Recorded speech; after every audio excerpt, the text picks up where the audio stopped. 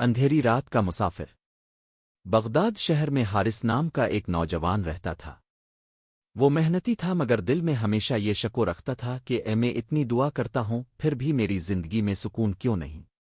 وہ دن بھر مزدوری کرتا، رات کو تھکا ہارا گھر آتا اور اکثر آسمان کی طرف دیکھ کر کہتا، اللہ، میری دعائیں کب قبول ہوں گی۔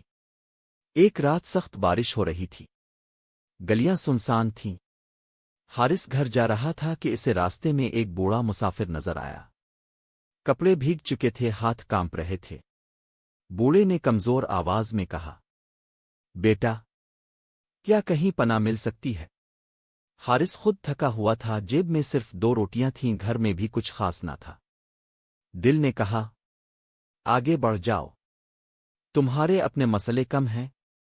مگر پھر دل کے کسی کونے سے آواز آئی، شاید یہ تمہارے رب کی طرف سے امتحان ہے۔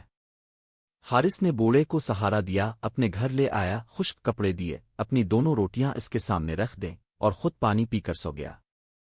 رات کے آخری پہر حارث کی آنکھ کھلی تو دیکھا کہ بوڑھا مسافر نماز پڑھ رہا تھا اور رو رو کر دعا مانگ رہا تھا، اے اللہ، جس نے آج مجھے سہارا دیا، تاو اس کی زندگی کے اندھیرے ختم فرما دے۔ صبح جب حارث اٹھا تو بوڑھا جا چکا تھا، لیکن دروازے پر ایک تھیلی رکھی تھی۔ اس میں کچھ سکے اور ایک پرچی تھی۔ جو بندہ اللہ کے بندوں پر رحم کرتا ہے، اللہ اس پر اپنے خزانے کھول دیتا ہے۔ حارث حیران رہ گیا۔ اسی دن اسے بازار میں ایک اچھا کام مل گیا۔ کچھ ہی مہینوں میں اس کی زندگی سنورنے لگی۔ وہ اکثر سوچتا، میں سالوں دعا مانگتا رہا، مگر قبولیت اس رات ملی جب میں نے کسی اور کے لیے آسانی پیدا